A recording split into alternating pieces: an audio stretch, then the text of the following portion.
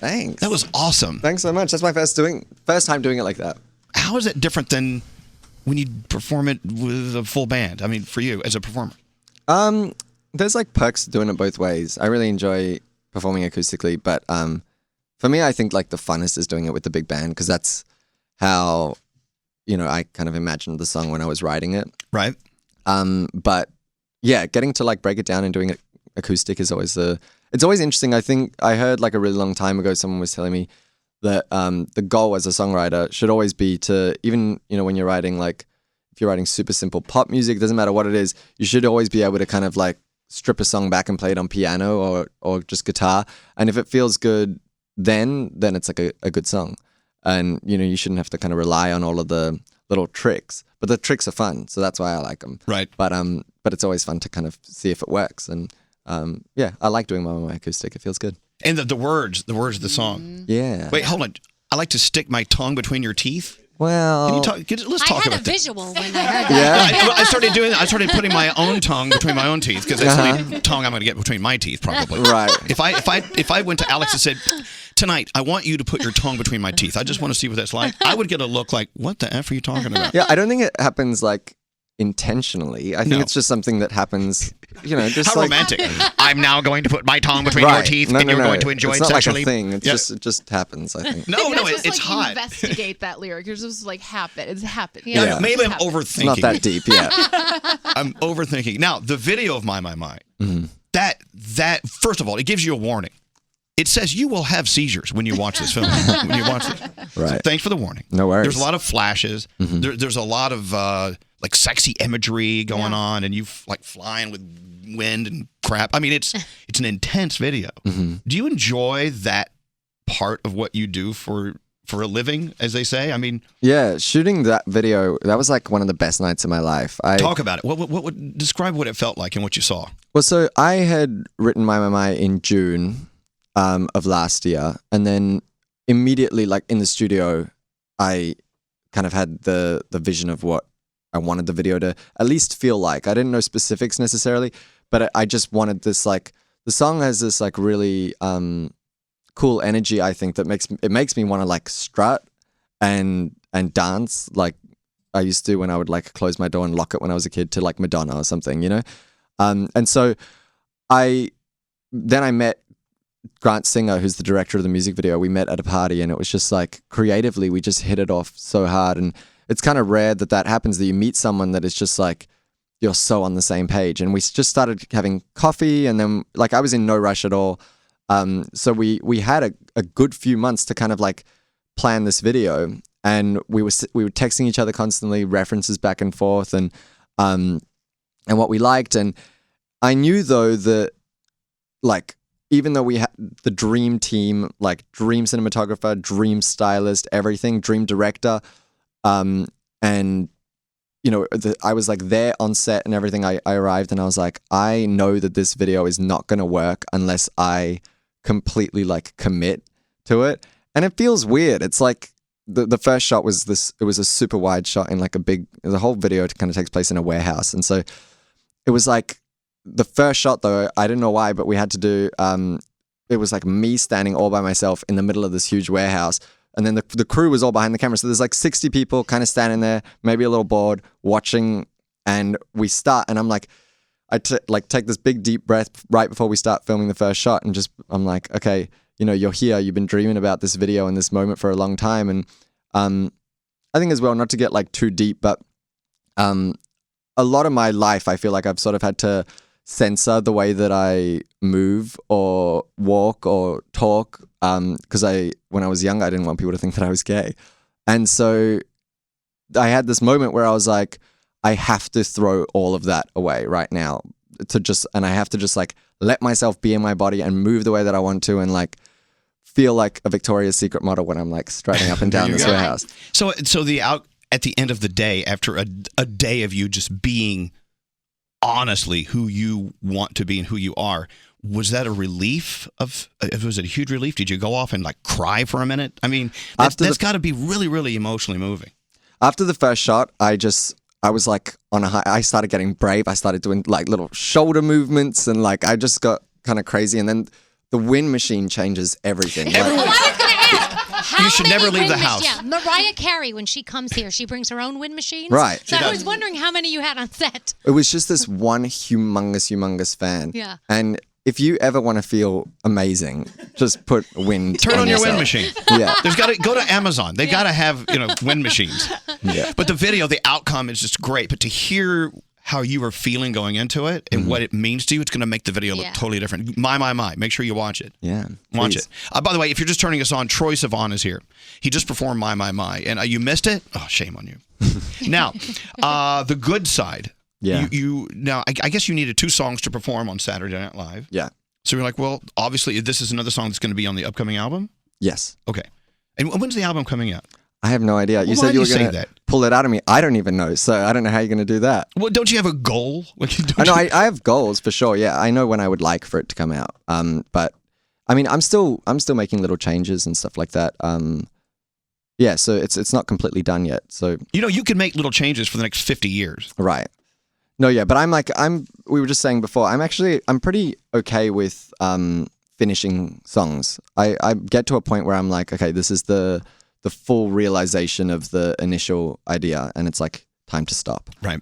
Yeah. Well, in the good side, this sounds like a very personal message in the song, which is something some artists are better at doing than others, like taking a feeling, taking a gut-wrenching thing they went through or a happy moment and putting it into words. It sounds like this was a very, very personal thing for you. Yeah, totally. So it's from a relationship that went south, whatever. Yeah. How do you feel about putting your heart on a piece of paper and then singing it for the world to hear? It was really, I mean, in the studio, I'm completely fine with it because it's, this specific song, I write a lot with like my best friends, and this specific song I wrote with the same people that I wrote like Youth with on my last album and stuff. So this is like family to me, and they knew all the details of the situation and everything, and this is about an old relationship, and it was just kind of, for whatever reason, that day the feelings were fresh, and we just kind of started talking about it, and it ended up kind of pouring out really, really quickly. Like I think we wrote the whole song in about like 40 minutes or something like that, which is Right. really quick for me. And I don't know, it was one of those moments where I was really just proud because it felt like a complete kind of storyline from beginning to end. And I find storytelling, like actual storytelling in songwriting, for me, it's like, it's easy to add, texture and like cool lines here and there and stuff. But to tell a specific story from like beginning to end is really hard. And it's one of the first times I feel like I've actually been able to really do it. Like somebody can listen to that song and pretty much understand exactly, I think, what was going on. Well, guess what? We're going to play it. Yeah. Oh, you are? Yeah, as we say goodbye, we're going to push the button. Oh, thanks. Does the person you wrote it about know that it's about them? I don't know. Oh. Yeah, I don't know. I mean, I'm sure. Can we call him That right now? kind of stuff.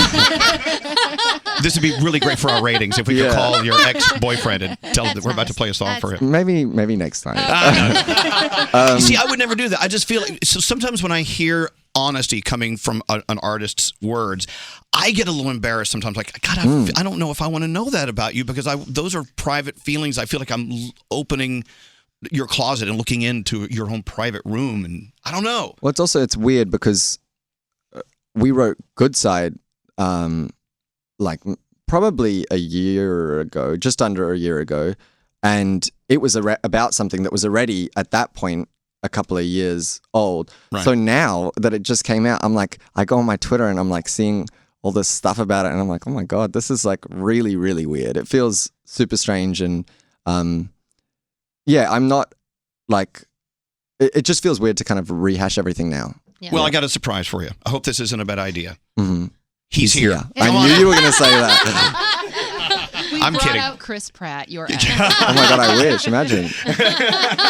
Can you imagine? What if we brought him in? I don't even know who he is, but what an a-hole I would be for doing that to a guest. I would never do that to you, by the way. Okay, good. Hey, so you're officially living in Los Angeles. You are living in America. I am, yeah. Is that good? Do you like the land of palm trees? And I do, yeah. I like it a lot. It's so weird. I was thinking about that yesterday. Like, just I guess I like live here now. is that kind of freaky? It is kind of freaky. This is one of my first trips away from LA since I like officially got a place and settled down. So Do you miss your house? I do miss my house, and I'm excited to go back to my house and like have that moment of like coming home for the first time in America. Do you have any pets? No. Yeah. I would love a dog. Yeah. Yeah. Your house is not complete until there's an animal living Yeah. in it. Yeah, but the thing is that with touring, it's really hard. Get a small one. A small dog. Yeah, and then you can like bring it with you. A I touring feel like dog. the bus is fine. It's flights that worry me. Yeah. Get a private plane. Buy a plane. Sure. All right. As you do. We've already spent $25 million in Yeah. the past 5 minutes. Yeah. The dog is the You've made expensive me part. broke and invited my ex-boyfriend to the show. This is not going well. Why do you come for this torture?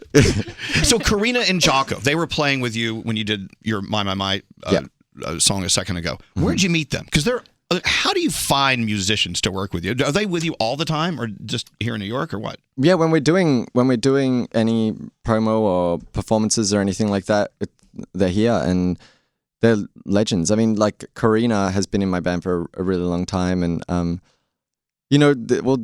literally 2 nights ago, she had never done SNL and nor had I, and we had this like crazy bonding experience. The amount of like things that we've been through together, it's the places that we've seen. It's like it's a really special relationship, and they're obviously like insanely talented. So I'm very lucky. The reason I'm bringing that up is a lot of people think, well, Troye Sivan, an artist, he's just kind of on the road by himself. He just shows up and people show up and play guitars. You have relationships with an army of people. And I say army, it could be an army of 4, but you have these relationships that are just kind of ongoing that we don't really hear a lot about. And these, I'm assuming, are the people also you get energy from that helps you write. Totally. And so they really are your co-pilots. Yeah, completely.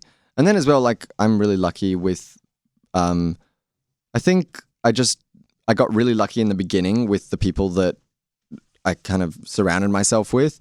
And now it's like I just want to keep that up forever. I only really want to work with people that I like forever. You know, Right. I think it's like if somebody is kind of giving you a weird vibe personally, then I think it ends up kind of seeping into your life. And so I just really like working with nice people. Like I said, I write with my best friends.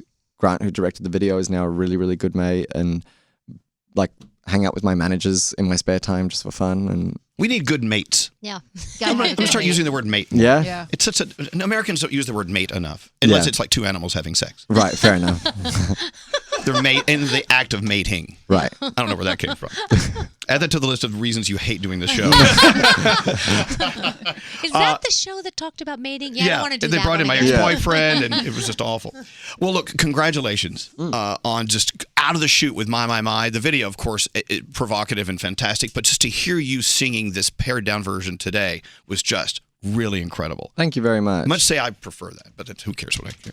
Oh, thank you. No, that's nice. Thank you. It sounds awesome. So Saturday Night Live, before you leave, what was that like? Talk about how frightening is it to be on nationwide TV when they go, "You're on, go." It was simultaneously like the best and scariest day of my life, and I'm Yeah. sure everyone says that about it. But it's just there's nothing like it in the whole world. Like the show is just there is such an electricity backstage behind it, and yeah, just the crew is amazing. The cast are all amazing. I'm like, you're constantly starstruck by people because there's like a million amazing people backstage, and then they'll walk out again and they look really, really different because they have like old people's skin prosthetics on all of a sudden, and it's like been 1 minute since you last saw them. It's a crazy show. What an crazy. experience, right?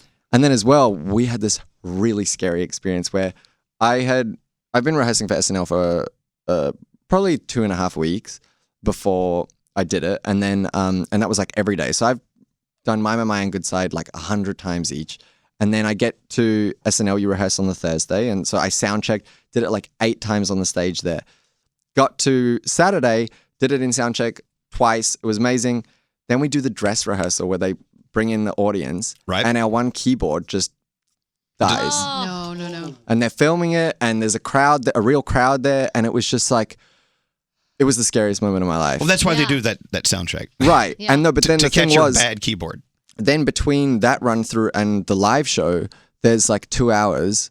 And so during that 2 hours, I'm just sitting there like I cannot believe that I'm in this moment right now where SNL could go horribly or it could go really well, and I don't know yet. And But so I just had that's to the kind of energy. That's what you Right. get. Yeah. But it was me playing mind games with myself. I had to just like do anything to keep myself from like psyching myself out. I was like reading.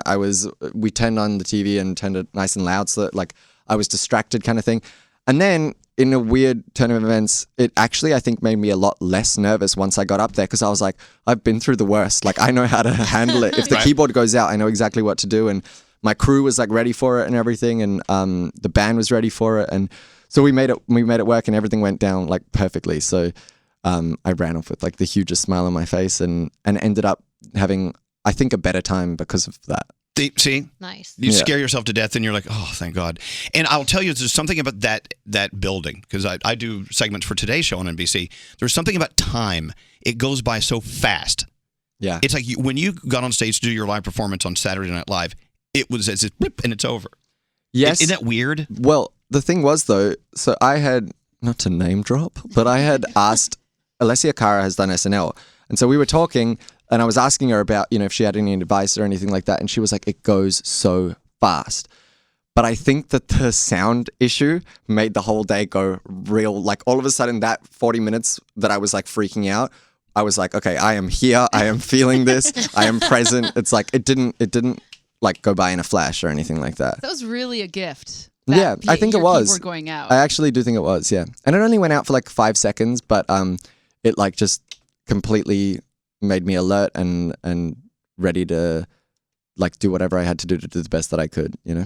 I think there's something about live versus recorded. Oh, yeah. That's why we don't do anything recorded on this show. We want it live.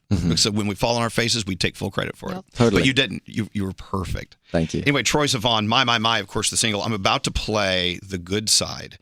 And you just listen to it. You figure it out on your own. But the album, as soon as it comes out, make sure you at least call in. We want to make you. We want to make you number one. We want you to be number one in 100 countries that day. That would be That's great. our goal. All right. Okay, awesome. This is Troye Sivan and The Good Side. Thanks for coming in today. Thank you for having me.